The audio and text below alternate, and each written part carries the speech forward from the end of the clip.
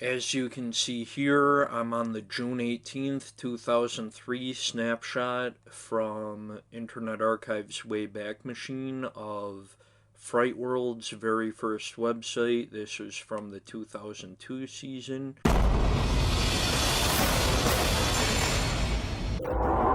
Temple of Doom in 3D.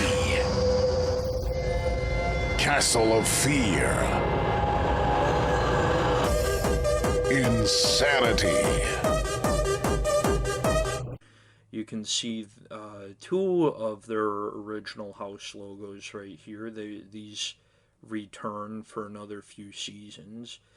They did bring half-size builds of all three of these houses to the fair in 2002 with the original Erie Scaregrounds, where they had about maybe 3,000 square feet, I'm gonna guess, of house, and it was like $5. I'm gonna show you the tabs for their 2002 season.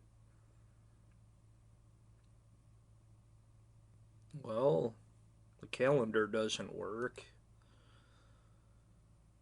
Admission price $12 per person, $2 discount coupons. They really didn't change that price for the next few seasons, which was really cool. Spectacular value. And the map here doesn't work, but it was in a parking lot near the Galleria Mall. I think it was by the Kmart. I actually had the Haunt World video where Ron and Jay actually sent in their first season recording to Larry Kirchner to get it all compiled. It was definitely a fantastic representation of where they would be in the future. And now I'll take you to the first few seasons in which they truly did earn all of the awards they have been granted.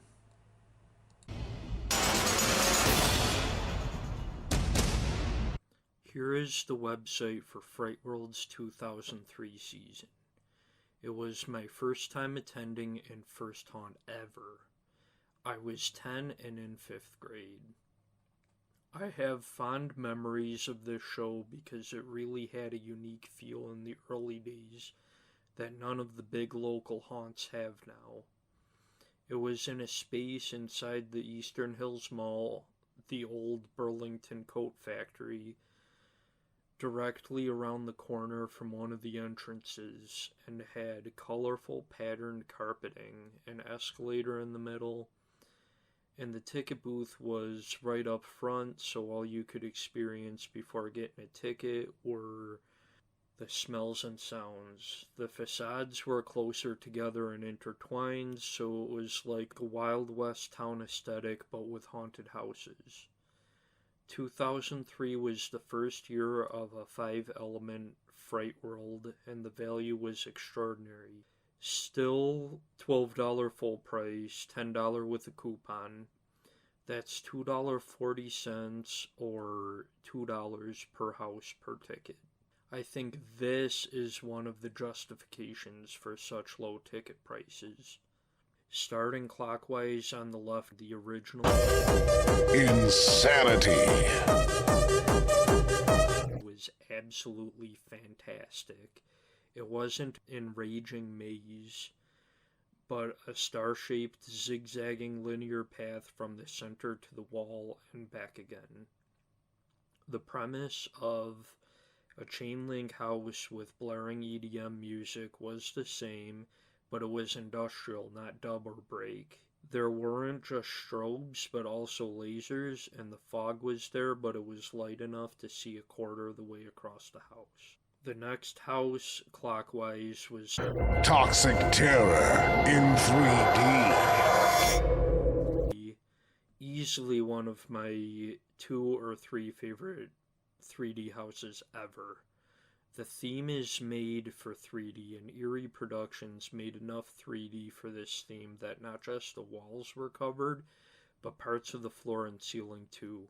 There were vomiting animations, others dissolving in acid, and some just generally mutated. The soundtrack was a really great sounding factory with sirens and screams. On the back of everything was their dark maze. Reaper's Revenge. This house was great for scares in that the walls only went up around 6.5 to 7 feet, while the total construction was 9 or 10 feet. So the actors had a huge open window above the whole maze to reach down from or blast sound or lights into. Coming back toward the front again in the clockwise motion was Mummy's Curse. In contrast to the much more known Return of Mummy's Curse, the original was a greater example of tight back passageways, booby traps, and animal infestation. This one was more like the underbelly of the pyramid than the grand entryways and tombs. At the front of the store space again, but on the right, was Castle of Fear. They say it was a typical haunted house, but it was medieval and had dungeons, a courtyard/cemetery, wizard's chamber, and a number of other horror fantasy themed rooms. It was stone walls all the way through too.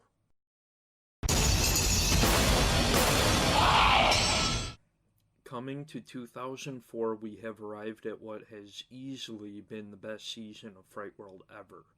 16 years later, it still stands as one of the best haunts I've ever been to. I think this year they kept the price the same too, $12 and $10.